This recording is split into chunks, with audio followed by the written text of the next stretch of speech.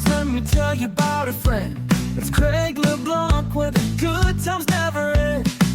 Talking Parks and Rec, it's a show you gotta know. Welcome one and all to the Daily Parks and Rec Show.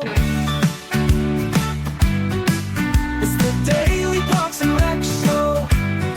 Being open and honest with people.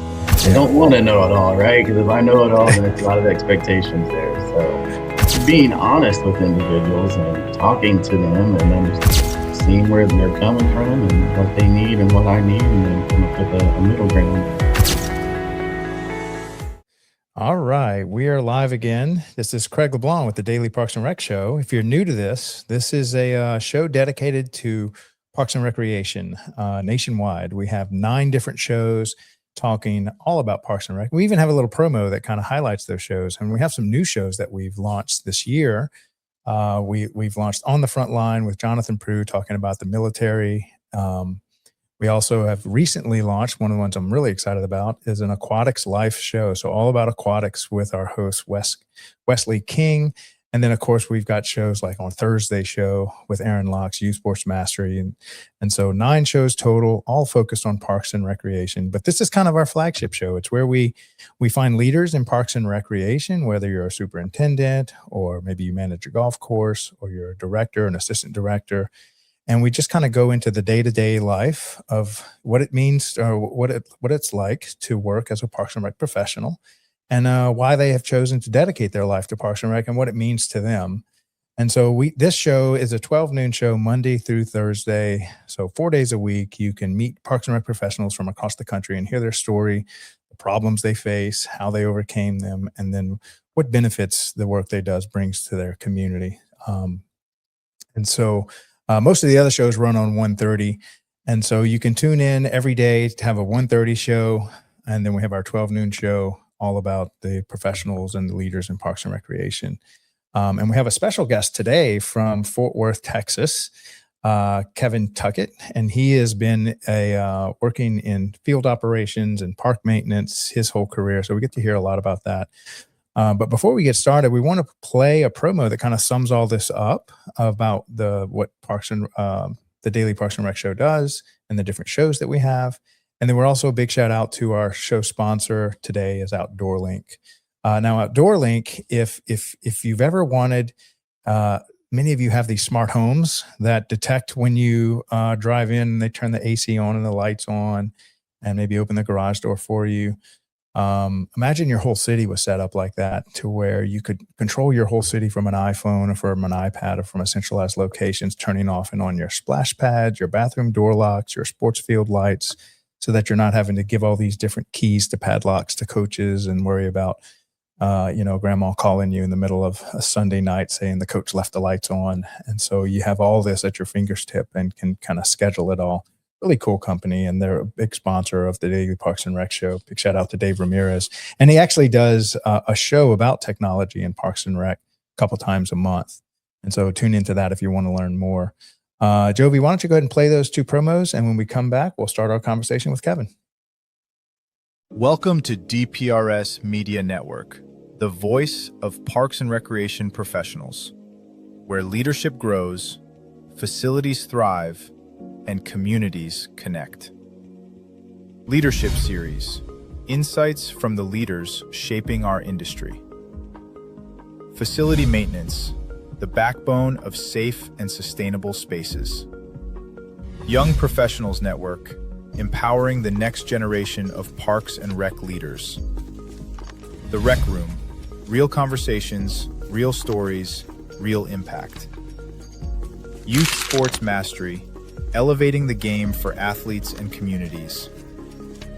Smart Parks Forward, innovation driving the future of recreation. On the Front Line, honoring those who serve our communities every day. Athletes Commute, the journey behind the performance.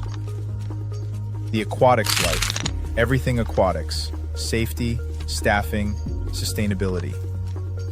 Safe Spaces and Green Spaces, a show exploring the connection between nature and mental well-being. And we don't just tell the stories, we show up where it happens. From local gatherings to national parks and recreation conferences, DPRS Media Network is on the ground, capturing conversations, highlighting innovation, and amplifying the voices shaping our industry's future. DPRS Media Network, connecting parks, empowering people, inspiring communities. In today's parks and recreation industry, communication, safety, and efficiency go hand in hand. That's where Outdoor Link comes in, delivering smart technology that empowers city departments and community planners to do more, smarter. Outdoor Link's platform connects and automates everything that keeps your parks running smoothly, from lighting and locks to signage, water features, Wi-Fi, and digital advertising. Control and schedule park lights for safety and energy savings, remotely manage facility access, update digital displays in real time, coordinate fountains and splash pads, provide public connectivity, and even run community or sponsorship campaigns on digital screens, all from one simple, unified platform, giving you real-time control, data, and cost efficiency. For parks and recreation agencies, that means safer spaces, smarter resource use, faster responses, and stronger community engagement. And behind every great park story is great infrastructure. That's why Outdoor Link proudly supports DPRS Media Company, helping the daily Parks and Rec show amplify the voices of professionals shaping our communities every day. Outdoor Link, smart, connected solutions for parks, recreation, and beyond. All right, so we'll go ahead and bring Kevin on stage. All right, Kevin, how's your week treating you over there in the great city of Fort Worth, Texas? Yeah, it's going good. We talked a little bit earlier. I was on spring break last week and got back yesterday. Had a mountain of emails to answer, but yeah, everything's going well. Yeah, everything's piling up over there. Yeah. So tell a little bit about kind of how you got into Parks and Recreation. I know you told me you were in this for 22 years. Is that correct?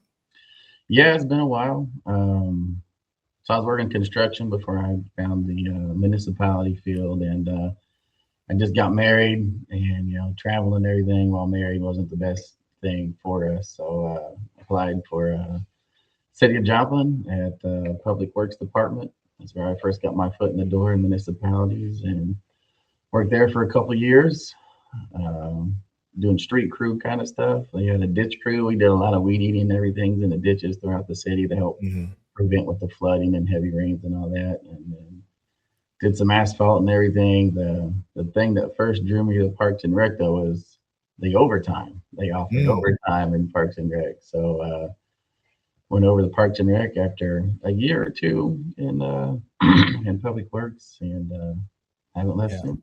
Now, what causes that overtime? Is this just like because I know Parks and Rec is very weekend heavy. Special events are running into the night. Is that kind of the cause of the overtime? So when I first started in Parks and Rec, we were doing operations. So it was mainly, they had a 4th of July event, a lot of preparation and everything for that, working well into the evening, parking vehicles, setting up the park, things like that. But a lot of it's mowing and weed eating, depending on what the weather happens. If it rains a lot, then the grass is growing more. So we're out there getting it done. So a lot of your kind of daily tasks can be the 9 to 5, but maybe describe what are the things that you would do, say, after 5 o'clock and on the weekend? What do the nights and weekends look like? So as far as park operations, when things break, whether it's a swing set or if it's irrigation or a storm blows through and blows a tree over and tears down a fence or whatever, we have to come in and make sure the facility is safe. We have to stop the water from leaking, preventing any kind of more damage to whatever may be around it, taking the swing down or, fixing whatever we can for the weekend to make it safe. Most of the time, it's just shutting the water off, coming in on Monday on regular time, so it's not overtime. And then fix the problem, the main source of the problem during the week. But you've got to come in, clear the roads, clear the parks, caution tape them off, put barricades up, things like that to let the public know, hey, this isn't a safe environment right now. Yeah. And so any kind of safety issue that pops up, somebody has to go out there and just kind of make it to where we can come back later and make it safe till we can come back and fix the problem. Yeah. Yeah, the bathroom toilet overflowing at this park is obviously one of them. What are some of the other ones, like as far as like playground safety or stuff like that? Man, we've had trees fall into parks. We've had people purposefully damage bathrooms, Mhm. go in there and destroy toilets, destroy the sinks. Man, it seems like it's a lot of storm related ones, outside of irrigation leaks and things like that. Yeah, and most people, we don't talk a lot about the nighttime activities on playgrounds that you got to make sure are cleaned Yeah. up. Whether you have like beer bottles or something on the playground, and then you got little kids showing up at 8 a.m. with moms, That's it. Yeah. and don't y'all have to kind of check those almost every morning? You're kind of looking to clean up from previous night's activities. Every morning, especially in my current position, we have a huge park, Trinity Park, and inside that park is a park called Dream Park. And it's ADA compliant, accessible for all ages and groups. So we're there Saturday and Sunday too. We come in and clean it up daily. So Yeah. we definitely come in and make sure everything's clean and ready to go. And when you started out as kind of a young man in this career path, what did you see was lacking in yourself that you had to kind of shore up and get better at? Maybe thinking back to where you are now versus where you are today, what are the things you've kind of learned? Oh, man, I've made a lot of mistakes along the way. Yeah. The first thing identified is being able to communicate, effectively with everyone around me, whether it's people above me or people below me. Expressing, eloquently what we need and why we need it, give them the data to back up what we're needing and why we're needing it, and what will happen if we don't get, this need. Convince them that it's a need in the first place and it's not a want. In order to do that, I started in 2004, I think. It took me a while before I caught on. We were like, man, I'm getting a lot of roadblocks at this intersection, and that intersection was getting a degree. So went back to school in 2013, got my bachelor's degree, and kind of moved up ever since after that. And what'd you get your bachelor's degree in? It's in recreation administration. Now, where'd you get that from? Pittsburgh State, Kansas. Oh, man. Small little D2 school over there in Southeast Kansas. And so what were the kind of stuff that you learned in that program? Man, yeah, it was really cool. The main thing it taught me is to be disciplined. The harder you work, the more you get out of something. Be diligent. Some of my courses are online, so you can't just raise your hand in class and get an answer. So sometimes you're going through the syllabus, you're looking through the books, you're looking through the internet to find the answer that you need. So being diligent, believing in yourself, not giving up on yourself whenever things get difficult. Yeah. So tell me a little bit more about the classroom, like as far as were you able to meet people similar to yourself, and then maybe even speak about the professors and what their background was? Yeah, it's a little different. I was a non-traditional student, probably in my early 30s when I went. I went, a few years after high school, hated it. That's when I started working construction. I liked being outdoors and everything. So as far as being in the classroom, it was a little awkward being a little, the older person in the room. You have the traditional students in there, teenagers, early 20s, but there were a few, non-traditional students in there with me. So it was easy to connect with them because, we're there for a reason. We want to be there. Right. We're doing this to better ourselves as opposed to, some of these kids are there to have fun. So, right. But it was easier to connect with the professors too. It could be more real with them and they could be more real with me. And, they kind of give me some guidance too along the way about what they had experienced and how they got through to where they are. So one of my professors was really cool. She was my advisor for a while too, and she was in the Parks and Rec field for a while. So it was cool to talk to her. She was a director and moved into being a professor. So Now, how much did that context help you out? Because I mean, to think that I'm entrusting the 19-year-old version of myself to choose the direction he wants to go in life is terrifying sometimes. And so I think it can be beneficial when you actually see the industry that you're working in real time and you have maybe 5 to 10 years of experience And then when you go pursue that degree, you're like, I see where this fits into my daily activity. Right. Absolutely. That was another good benefit. It's you could see as you're studying, individual courses and taking labs and practicum courses, that actually applied to, we'd go out and create our own program and raise funds and ask for donations and things like that. And then run the program for the public and go out to schools and, do programs with the kids. Stuff like that was really cool when it applied directly to the field. You could see the benefit immediately. So y'all would have these kind of, I don't know if they're like field trips or wherever you would like the classroom would be in a Parks and Rec department. So you would actually get to kind of really work with live things. Yeah. We went to an elementary school. We went to an elderly folks facility, and we had to be real careful about dietary restrictions, not bringing, sugar or other things that, these individuals couldn't have. So yeah, it made us think ahead of time and plan and what we could get for donations and, get turned down too as well. You don't always get what you're asking for. And yeah, it was pretty cool. Now, where were you as far as, and you were working the whole time. So you were still had your day-to-day job and you just kind of pursued this degree on the side. Right. Yeah. That's when I was working for the city of Joplin.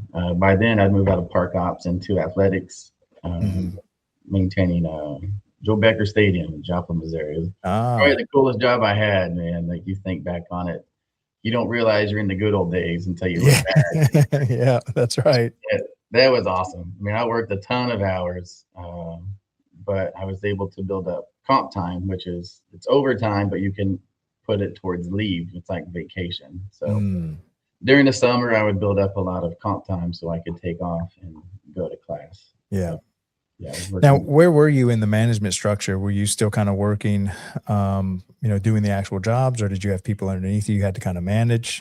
A little bit of both. I was the caretaker of that stadium, and they had renovated it. So kind of in the middle, they had renovated it. There was a college that played there from Joplin. They eventually got their own stadium, but in the middle of that, they renovated. We had our own semi-pro team in Joplin for a while. So they added, seats and bathrooms and then taking care of the field duties and irrigation as well. So I think we had like 3 full-time people, and then we'd bring in a lot of part-time people in the evening too to do trash and bathrooms. Now, I love how you kind of started off with saying communication was a big one. How did you have people that were older than you that you were managing? I mean, rarely, but some of the part-time guys that came around, yeah. So how, and I'm often curious is how you manage people. And I know one of the scary things in Parks and Rec is sometimes you get this senior center and you're in your maybe late 20s to mid 30s and you've got 40 and 50-year-olds that have been there for 20 years and now you're having to manage them. How did you handle that? Well, I've learned really, in the beginning, it's awkward, right? Because, they've lived longer, they have more experience than you. So it's kind of awkward to go in there and, give them directive, like, hey, we need to do this or that.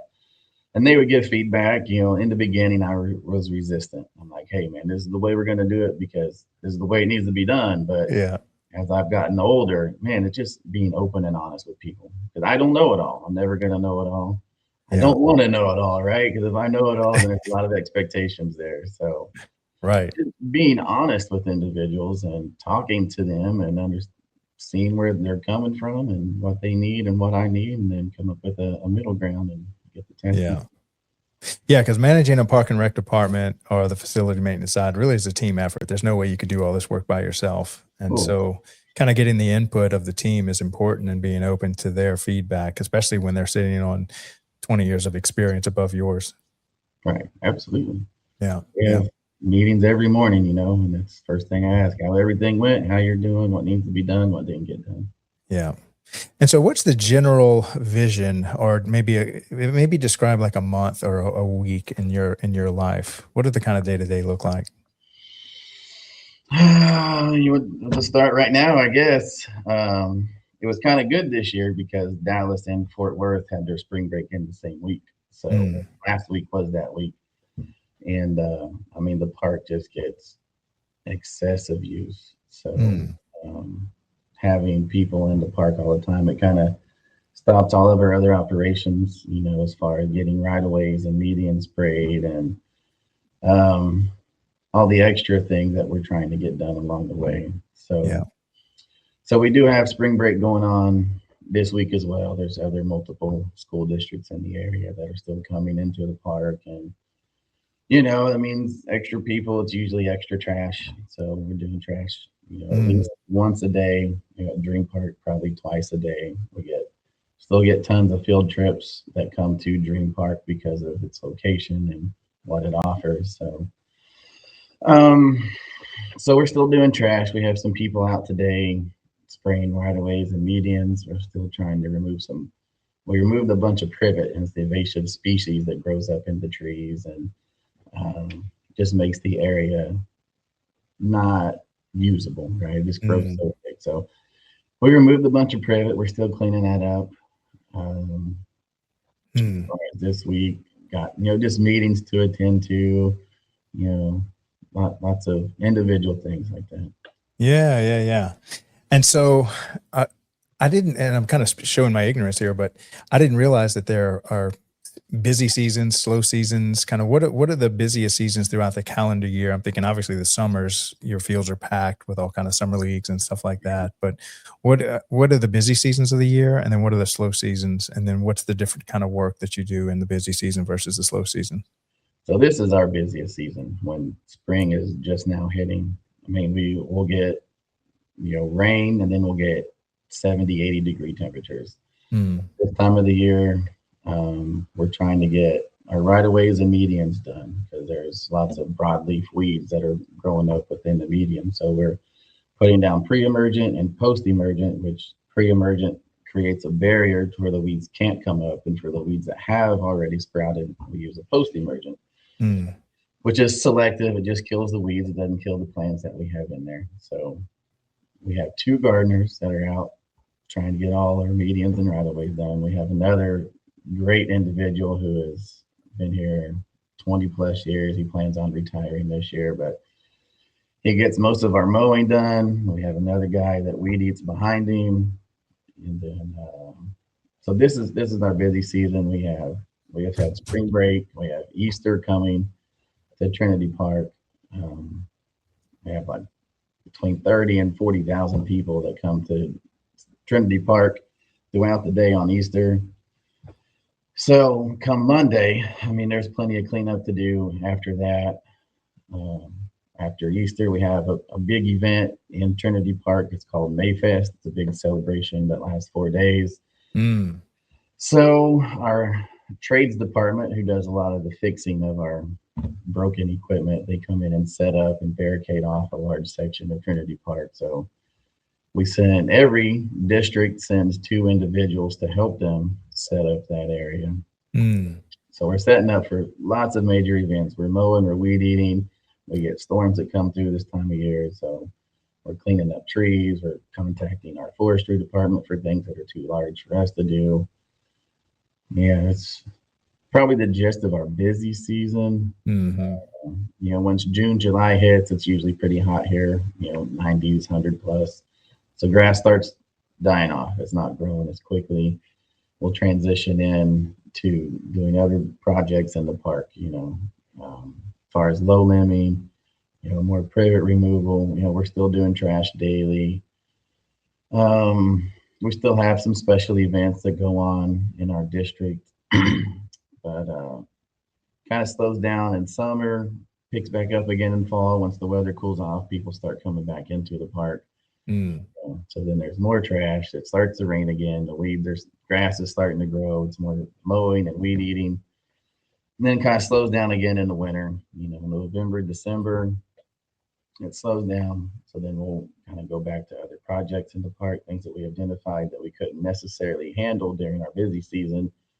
We'll make things safe and maintain them as good as we can. But then when things slow down again, if there's anything we didn't get to, we'll go back and finish up those projects. Now, are y'all, I'm assuming y'all have a projects management department. Let's say you're tearing down an old playground and building one up. But I know some projects are small enough, like bathroom lights out, something tiny that you just go and repair, maybe like service work. So what qualifies as a project that you would hand to your projects department versus something that y'all kind of handle inside the maintenance side? Well, that's kind of one of the good things about Fort Worth. We're very diversified. If Hmm. there's a plumber or an electrician or any kind of concrete or anything that needs to be repaired or fixed or replaced, we can send it to them. So if a swing is broken, they have someone that has their CPSI, their certified playground safety inspector, that can come out and check it out and see if the part needs to be closed or if they can replace it that day.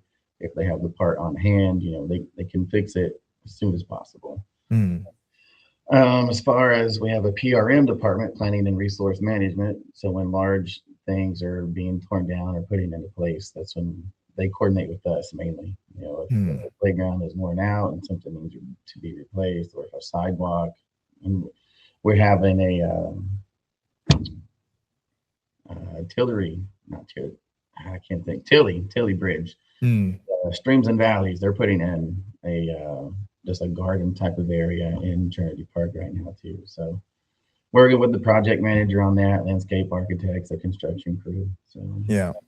Now, y'all are kind of the first, I guess, boots on the ground. Y'all are the first to see a safety issue or something like that. And then y'all kind of assess, hey, this is something we can handle, or this is something that needs to be kicked out to project management, maybe even get a tradesman in there to handle that, correct? right. Yeah. Now, y'all, fortunately, and a lot of cities don't have this luxury, but y'all have master electricians and master plumbers and carpenters on staff, correct? Correct. Yeah. Yeah. Whereas a lot of other people are having to work with like a local vendor that they just, whatever their little jack of all trades can't handle, they have to hire somebody else to do it. Right. And there are times too, still when, they'll have to hire a contractor to come in and, we just had it, for instance, downtown and it's called General War Square. There's a fountain that we just got fixed and come back online. But one of the drain lines was clogged. So we had the trades department went out and tried to clean out the line. Weren't able to do it. We contacted a vendor. They came out and tried, and it still wasn't able to be done. There's a line has actually collapsed. So there's still times where we are working with vendors to come out and fix things. Yeah, and that's actually how I got tied into Parks and Rec. When I was a young man, I was a master electrician. My father was, so he kind of, when your dad's a craftsman, you kind of by default have to become that during the summers. But he actually was able to build a really good stable of master craftsmen, and I kind of kept that going. And so typically by the time we got called, we've already had like 2 or 3 other companies, and the people themselves tried to fix it. And so then they call us. Weren't the cheapest people in town, but we always had to beat our head against these problems that nobody else could solve. And you just get good at finding those solutions. Yeah. So it's good to have those contractors. Now, how do y'all work with hire the contractors, the facilities maintenance side, or does that kick out to a different group?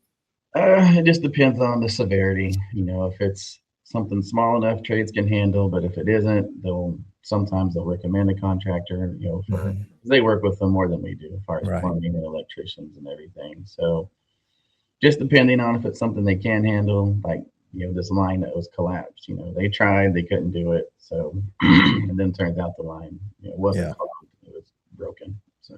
Now, in your line of work, how well educated do you need to be around, growing the what they call it, agronomy? Is that the study of? Yeah. And then, fighting the weeds and the pesticides and the fertilizers and stuff. Is that something you've had to get into, or somebody in your team kind of does that? Well, since, I worked at a ball field for 10 plus years, I kind of picked up a lot of it. I have my pesticide applicator's license. So, I've had it for probably 15 of those years. So, yeah, you learn a lot along the way. At the end of the day, you can probably use, 6 or 7 chemicals to treat everything. Yeah. You can use your pre-emergence and post-emergence to handle most of the weeds. You'll still get some occasional weeds that aren't taken care of by those chemicals. So you have to buy a more selective chemical. So it does help. It's a good knowledge to have. Yeah, because really maintaining those and the people only really see the grass healthy. They don't understand about the irrigation, the soil, all that kind of stuff comes into play. What else am I missing as far as what it takes to maintain like a sports field? Oh man. So, the irrigation, you mentioned that the lighting can be an issue at times. Hmm. At Joe Becker Stadium, we had a major tournament going on. Premier Baseball would come up from, they were all over. They were stationed here in Texas, but they would come up to Missouri because it was the middle of the country. But all of a sudden, man, we were in the middle of a game and just poof, all the lights went out. Oh, Just this loud explosion behind us, and like just ballast that just didn't catch on fire, but man, it was just black when we went back there and checked it out. So, it's lights, it's people in attendance. Sometimes they can get rowdy, and you have to have police come out and maintain order. But yeah, I mean, weather is always an issue. yeah. We didn't have turf up there when I was there, so you're trying to coordinate with the app and figure out when you're going to put the tarp on the field, or if you're not going to put the tarp on the field. And getting the tarp off the field takes more people because it's full of water. So Yeah. there's lots of unique opportunities. Yeah. Okay. Well, we're kind of at our halftime break. So when we come back from the break, I wanted to talk with Kevin a little bit more about special events. I'd also like to talk more about just safety and some of the other stuff that he has to deal with when being on the facilities maintenance side. But the two promos we're going to play is, so for those that don't know, we just got back from the California Parks and Rec Society, which is their annual event held at the end of February. And California is obviously a big state. They do a great job on Parks and Rec, and they have a really good association. It's almost like a mini NRPA that runs on the West Coast. And so we were able to attend that and really capture the event. And I put together a little promo about what it was like to attend.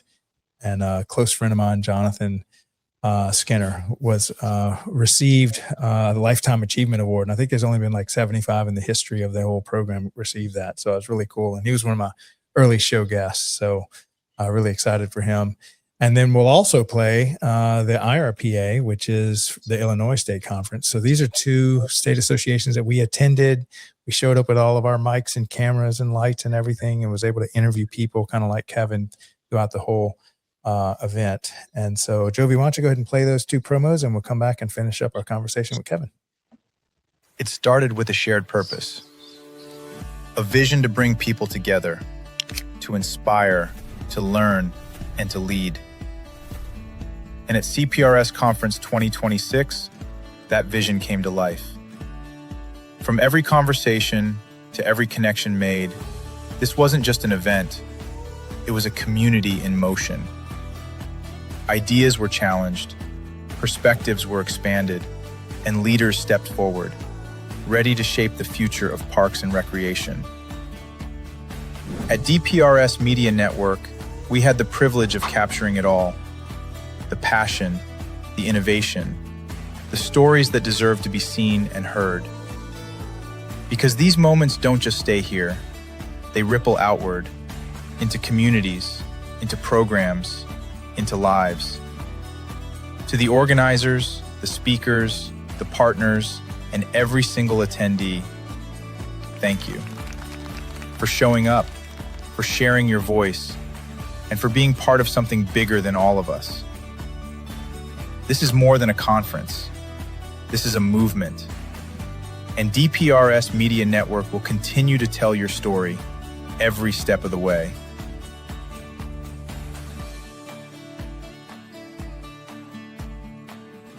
We'll see you at the next one.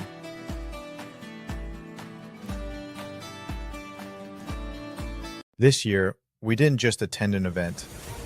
We became part of something bigger. IPRA 2026 brought together leaders, innovators, and community builders, all united by one mission: to strengthen parks, recreation, and the people they serve. For DPRS Media Network, it was an honor to join IPRA 2026 and take part in meaningful, real-time conversations, capturing stories and amplifying voices that matter. To IPRA, thank you for creating a space where collaboration thrives and the future of parks and recreation is shaped together. We extend our deepest gratitude to Amelia and all our partners who made these live interviews possible. IPRA 2026 wasn't just an event, it was a reminder that when communities connect and stories are shared, impact follows. From all of us at DPRS Media Network, thank you, IPRA. Thank you, partners and sponsors. We're honored to stand with you and excited for what's next.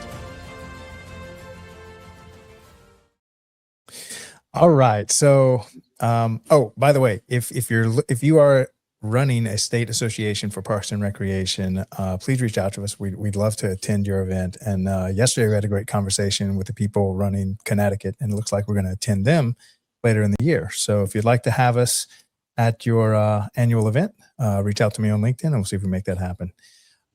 Okay, so Kevin, I'd like to talk a little bit about safety. I think this is a good spot about it. There's so many opportunities with trucks and trailers and machines and blades and everything else for people to get kind of hurt and stuff. But how do you kind of think about safety for your team? Oh man, yeah. I mean, safety is priority number one. We have to keep everybody safe.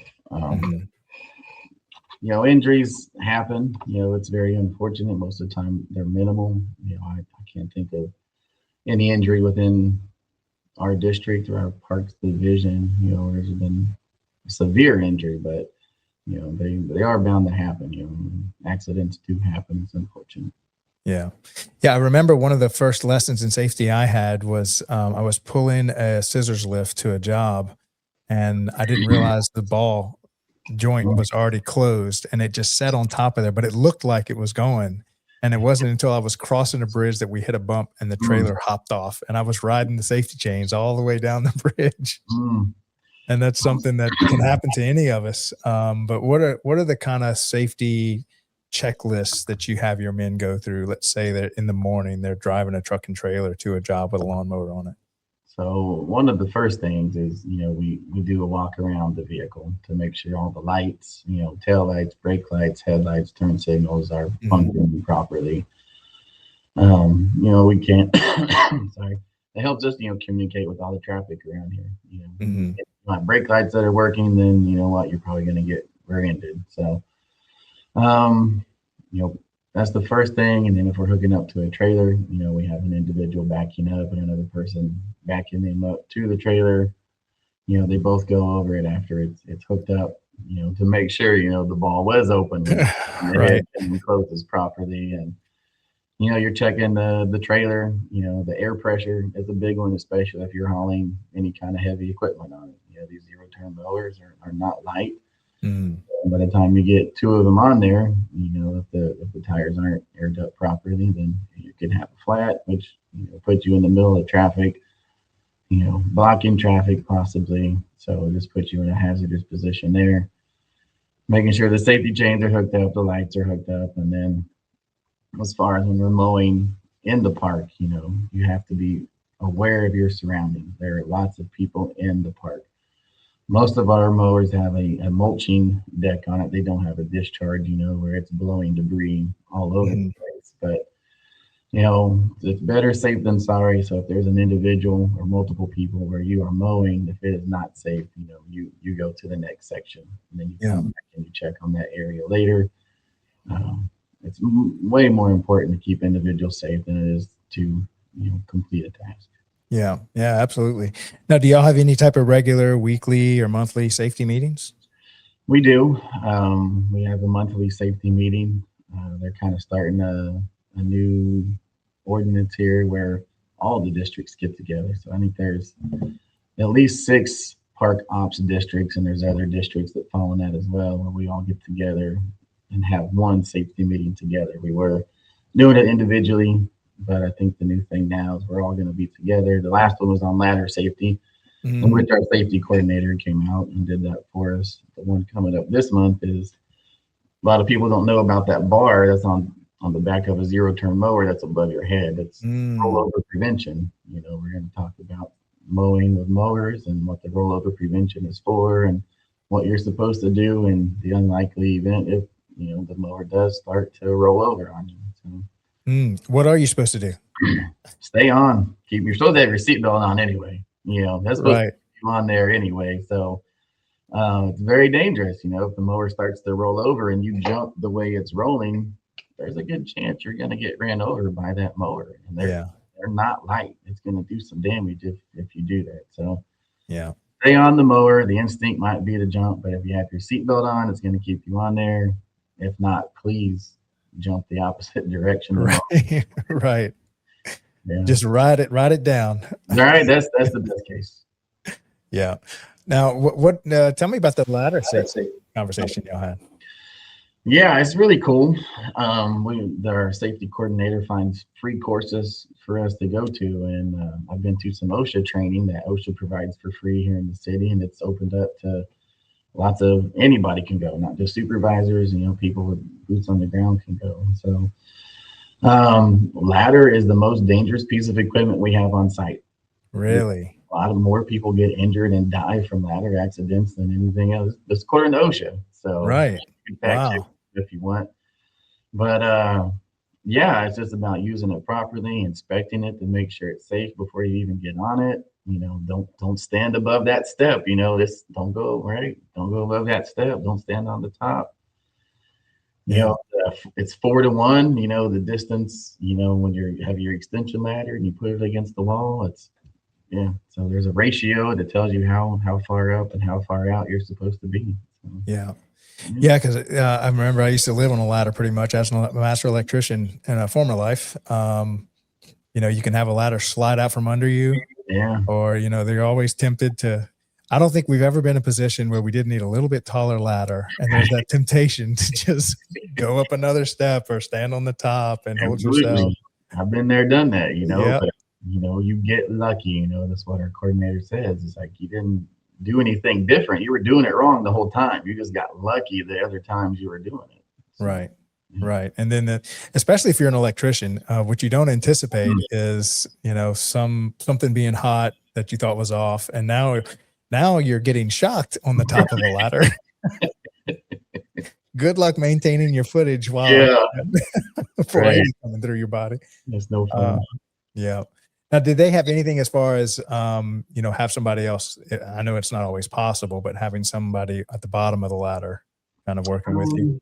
I think that question was brought up. I don't think it was actually recommended. You're supposed to stake your ladder into the ground, to keep it from moving. I know a lot of times you'll have an individual, like I've done it, where I stood on the bottom, to keep the ladder from moving. But the ladder is supposed to be safe on its own before you go up the ladder. Right. Yeah, and then always watch for, don't leave stuff on top of the ladder. I've learned this from experience. It's coming down on your head eventually. Yep. It's just a matter of time that stuff's going to fall off the ladder. And typically, you left your set of clines or your pipe wrench or whatever on top of the ladder. You've got to bring it to a bounce, and you go to pick the ladder up, and you just stand it up, and here it comes raining down on you. Yep, I've wore a few things. That's right. So typically we think of safeties at the top of the ladder, but it's also on the bottom of the ladder. You want to be thinking about what you left at the top of the ladder. Yep. And then, so what are some of the other topics that y'all kind of covered and that you might want to highlight?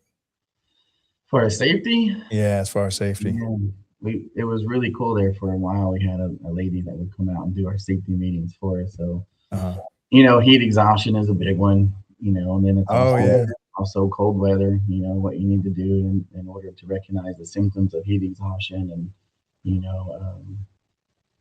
cold weather. What's it? Your fingers, I can't think of the word right now, where they get black or whatever, right? Frostbite or something? Frostbite. That's it. Right? Yeah. So you're recognizing all those symptoms and then how to treat them once they happen. Heat exhaustion is severe, and then heat stroke is not. You're not likely to recover from it. Yeah. And even if you do, you can't work out in the heat nearly as much as you used to. So those are two big ones. Staying hydrated, watching out for each other's back as you're out in the park system.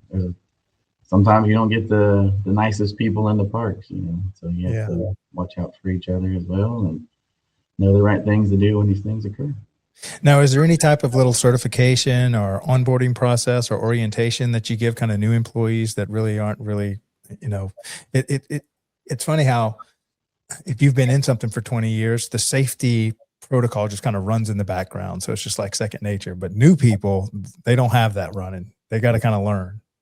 You're right. Yeah. Well, they do a big city orientation with all the new hires downtown, but we also have a book here that we give out to individuals to help them become familiar with our district. I kind of failed on my own the other day. We had a new lady start a couple months ago. Whenever it rains in town or whatever, there's a certain part of our park that stays wet longer than these other areas, and Yeah. you end up driving into that park and getting stuck. So I have to make some amendments to our book and say, hey, avoid this area for 3 or 4 days longer after it rains. So, Yeah. Yeah. Yeah. Well, I think one of the most important things I learned about safety is you're in charge of your own safety. Like, as much as your manager's supposed to watch out for you, you're the front line there. that's absolutely true. We can tell you all day not to do something, but you get out there and you Right. do it. Hey, it didn't do any good to tell you not to do something if you don't listen. Yeah. Safety's super important. There was one other thing about safety that they always taught us. Man, I can't remember it. Oh, they used to treat near misses like a mistake, so let's say you have an accident. Our safety supervisors treated almost had an accident the same. So we would have, and every time we had an accident, we would have a meeting and just go over how it happened, why it happened. And then we started to have, we almost had an accident the same. And the amount of accidents would drastically dropped when we started to have meetings about the almost accidents. Yeah, it's kind of the cool thing when these other districts, we're all kind of segregated from each other because Fort Worth is, a large city divided up. But when other districts have an accident, there's a safety report that comes out, and it talks about what happened, why it happened, and what could have been done to prevent it. So we're all kind of aware of certain things that way. Yeah. Okay, so let's talk about the different certifications that are offered in the whole field and which ones you feel like are more valuable for somebody trying to work their way up into a Parks and Rec department, say a superintendent level. You spoke about just getting a college degree in something, so obviously that's something on the table. We just talked a lot about safety, and then you talked about your field sprayer. What do they call that, where you spray chemicals and stuff? Applicator license or something? Yeah. Every state has their own version of that. I had mine in Missouri for a while, and I have it in Texas. So sometimes they're transferable. If the states borders each other, they usually are transferable. But pesticide applicator license. And so if you were kind of advising or recommending someone new to the field, where would you recommend they kind of like, here's the 3 or 4 certifications, licensing degrees that you might want to pursue over time? What are kind of the first few that you would recommend to them? Yeah, man. So I guess, if you're just breaking into the field, we have a couple new guys, that have just started, and we've sent them to the class to get their pesticide applicator's license. That's a good place to start, hand in hand with that, a lot of the chemicals, if they're granular, a solid chemical, not a liquid, have to be watered in. So in order to do that, you might want your irrigator's license. It's probably, down here in DFW, water conservancy is becoming a really hot with all the people that are coming here. It's insane, everybody needs water to survive. So they're really starting to crack down on, leaks or things that are watering at the wrong amount of time or on the wrong day. And so getting your pesticide, your irrigator's license, and there's several things that tie into your irrigator's license if you want to be backflow certified. Because I'm not an irrigator. I know enough to be dangerous. It's on my list, something that I plan on getting one of these days. But the backflow prevents water from going back into the main line. So, there's all kinds of certifications you can have along with water. Yeah, and obviously if you can get a master electrician or master plumber, master carpenter, those kind of specialty trades, those are always super valuable for you in life. And then every Parks and Rec department would be dying to have a master electrician on staff, especially if they kind of don't have one. Right. But those are definitely stable, well-paying jobs that are kind of here forever. Well, I say forever until the robots come and take them from us, but it'll probably be one of the last ones to fall. Yeah. And welding, there's lots Oh of things yeah. that need to be welded here as well. So Yeah, pipe fitters, welders. Yeah, you're talking my language down in South Louisiana. We have these chemical plants, and so welders and pipe fitters are like worth their weight in gold over here. yeah, absolutely.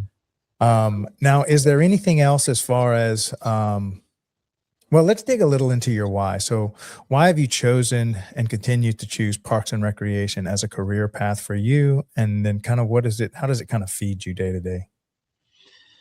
So in the beginning, I loved being outdoors. I loved baseball. I love being at the field still. I think it's Moneyball. They tell you, right? At one Yeah. point in time, we're all told, we can't play the game anymore, but still just being around the field, and being outdoors. And I had no idea what I was doing in the beginning, but towards the end, man, I could line the field and get the stripes in it, with the mower and everything. So that was a blast. I loved being outdoors, and just working with the teams and the coaches and all that.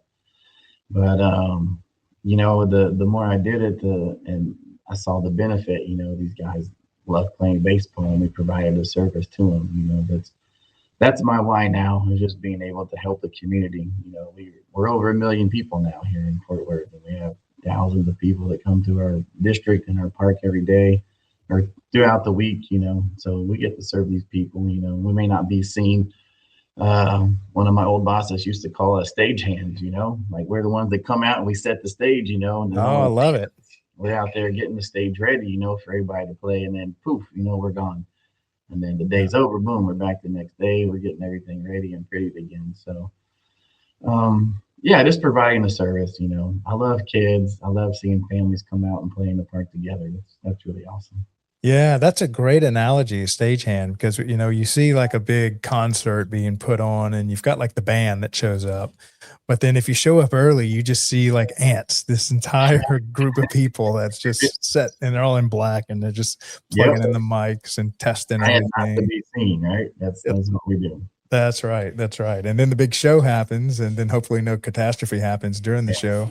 And so we can talk a little more about special events. So, and that's a great analogy, that really the Parks and Rec department, the maintenance side, are kind of the stage hands that are preparing for a massive 4th of July celebration. Day of, it's just chaos. Thousands of people show up. So maybe let's talk about what's the setup for a major event look like, and then what's the day of look like, and then what's the cleanup, tear down look like? Man, so probably, like our biggest event, that takes the most setup is probably Mayfest. So like I said, every district sends 2 people, so there's like another 10, 15 people from the districts that goes and helps the trades department. So they're setting up fences and barricades and getting the whole area, sectioned off so the public can't go in there. It's working with the vendors after that to get their tents set up and getting everything marked out, so they are in their area and they're not in someone else's area. Then it's a matter of making everything safe. When you're driving stakes into the ground, it's not safe. People trip over and they fall, when there's thousands of people pushing up against each other. So then we take individual hay bales and we're putting those out on the spikes to prevent people from falling in those. It's working with the weather. Before I came to Fort Worth, there was a large hailstorm that came through and just wiped out the whole event. I think they canceled it that year as well. So, and then there's individuals that are in charge of the whole event. So we're working with those individuals who are working with the vendors, who are working with everybody that's setting up the event. It's working with police and fire and all these other people that are involved to, make sure everything goes smoothly. Yeah. And so y'all are in charge of communicating with police, fire, ambulance, the local government, kind of what are the different, did I cover all the groups, or are there some groups I'm not thinking of? And then what is that communication? There's probably more, but that's the gist of them, right? Police, fire, emergency services, Parks and Rec, all the other people that come to the event, right? Yeah, just offhand, I can't think of anything else. I'm sure there's some I'm missing. And so what's the information that you want to give the police and fire? Obviously the timing, the type of event, the population, the activities. What am I not thinking of there? Yeah, once again, I mean that seems like the gist. You report suspicious people. As Mm, you see them throughout the event. If a kid gets lost, you take them to a certain area and they can make announcements, to their families. Um, we're communicating with all the other districts that are in there, to have our trash routes completed throughout the event. Just trash in a barrel easy to pick up than trash on the ground. And right, right. yeah, And then how about like alcohol and food trucks and that kind of stuff? How do they incorporate? Because obviously y'all aren't cooking for everybody, so you bring in food vendors or tents or food trucks and something. And so, kind of what's the communication to them look like, and what kind of stuff do you have to make sure they have so that they can do their thing? yeah. With once again being in Fort Worth, a lot of this is handled by certain individuals. So Hmm. once again, we're park ops. We're doing a lot of trash and making sure everything's safe and working with our trades department to make sure Mm, everything is maintained. The fence isn't falling over, or if it is, how we're going to fix it. Um, so if the vendors have a question for us, we can direct them to the actual event holder with issues with food and electricity and whatever else, lighting yeah, issues. yeah. Yeah. Okay, well, cool. So I'd like to kind of start closing out with, imagine you had, a group of high school or college kids that were kind of undecided with what they wanted to do with their life. What kind of testimony would you give the Parks and Rec field as something they may want to consider? It's challenging. There's a lot more to it than what I've talked about. And this is just the ops side. This is the Mm, park operation side. There's planning and resource management. There's trades. There's community centers. There's administration. I mean, there's so many different aspects that you can kind of if you don't like this one, you can apply and try something different. So there's a lot of diversity. You work with a lot of different people.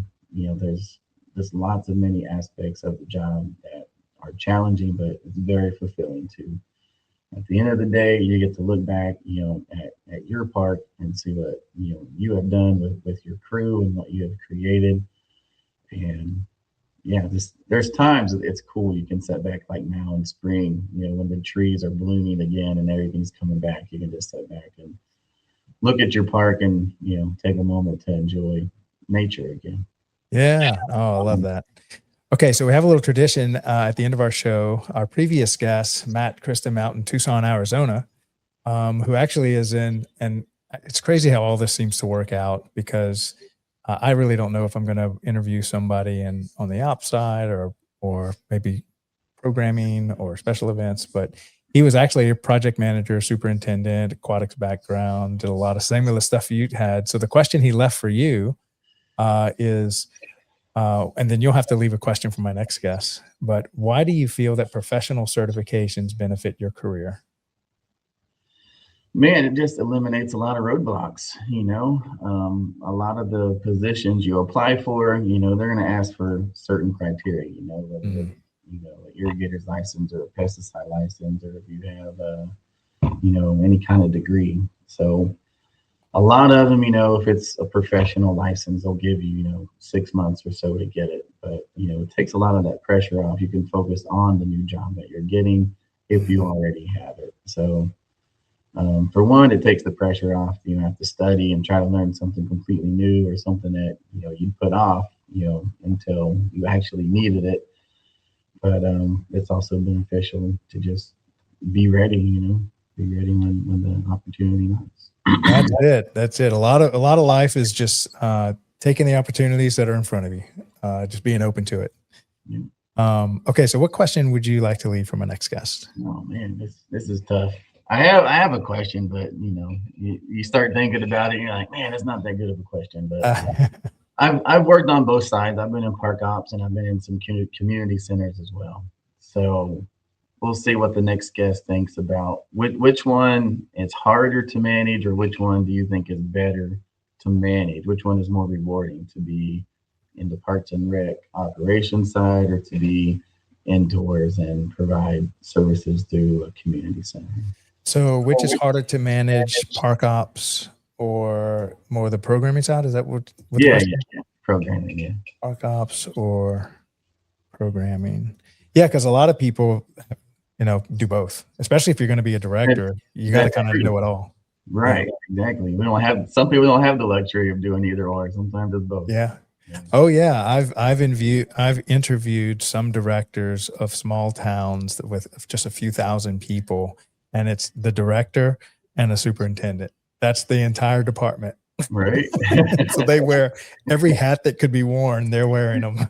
They could be mowing at one minute and they're Yeah. programming the next. That's right. That's right. So it's good to kind of have that well-rounded. You get to touch every part of what Parks and Rec does. But well, Kevin, thank you so much for coming on the show today. I really appreciate you sharing your kind of life story and everything that you face day to day. I think it's important to try to get the word out, and especially as a career path, I'm glad to see that you seem to be happy enough to stick with it for 22 years. So that's fantastic. I appreciate you coming on the show today, and have a great rest of your week. All right. Thanks, Craig. Thanks for having me. Take care. Bye. All right. So that was another great show. That was almost a facilities maintenance show. I probably should have had him on our facilities maintenance show, which we're trying to ramp up. This is the hardest show to kind of ramp up. But we're trying our best to do a 10:30 a.m. show Monday through Friday as kind of the open time that we want to do that. But where we really cover about the safety, the park ops, setting up and tear down. I mean, facilities maintenance is like half of the work that Parks and Rec does.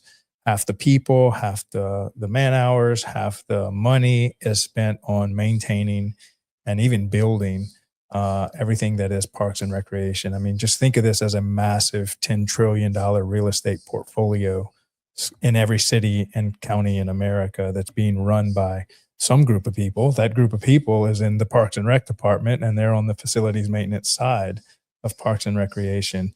And so often we just find ourselves highlighting the director or maybe the aquatic center or something like that, but we don't realize that there's literally an army of people that are upkeeping and maintaining and refurbishing and keeping up to code and specs, taking up trash, growing the grass, dealing with irrigation issues. I mean, the list goes on and on and on. And there's so many different kind of nuanced trades and crafts that go into doing that. And it really is quite an amazing industry. And like Kevin pointed out, or his mentor would say, that these are the stagehands. And so let's just go with the analogy of attending a concert. You just show up right before the concert starts and you hear the great band singing and then you leave.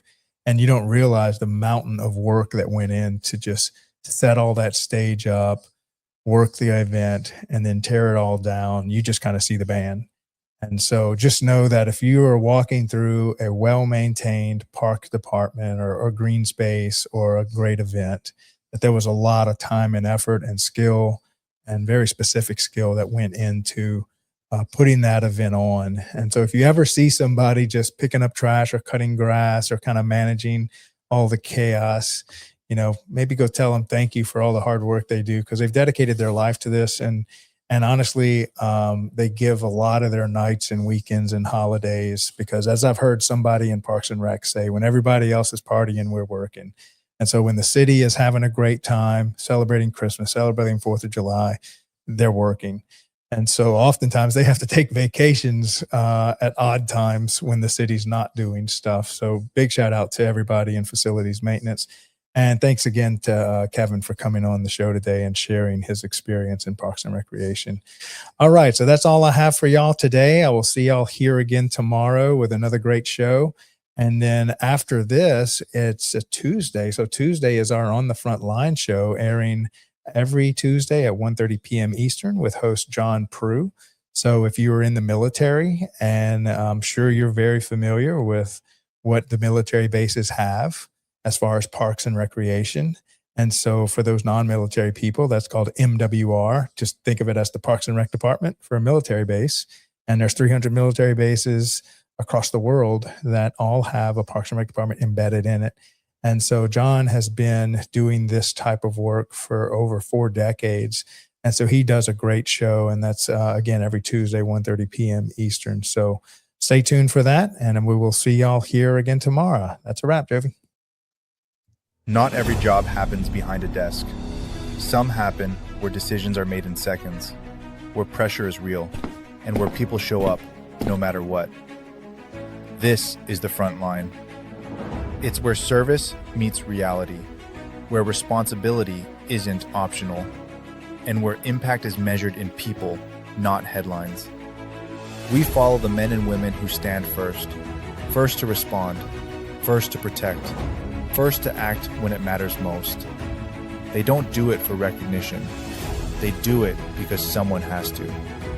On this show, we go where the work happens, beyond the uniforms, beyond the titles, beyond the noise. We hear the stories, the challenges, the moments that test them, and the purpose that keeps them going. Welcome to On the Front Line, the Military Rec Show. Real people, real pressure, real service. This is where it begins. Stories from the front. Are you a vendor, brand, or service provider ready to connect with the heartbeat of local communities? At DPRS Media Co., we tell the stories shaping parks and recreation across America. Through podcasts, live streams, videos, and newsletters, we reach frontline leaders, city directors, and decision makers every single week. From youth sports and facilities to programming and policy, our audience is your audience. Sponsoring or partnering with DPRS Media Co. puts your brand in front of the professionals who build, budget, and buy for their communities. Launching a new product, growing your presence in public spaces, targeting cities, counties, or departments, DPRS is your trusted media partner. Whether you're in software, turf, aquatics, robotics, smart cities, or special events, partnering with DPRS puts your brand in the story. With commercials, interviews, social campaigns, newsletters, and live shows, we're your media team. Partner with us and grow your impact in the $200 billion parks and rec industry. DPRS Media Co. Stories that move parks and rec forward. Your audience is here. Let's meet them.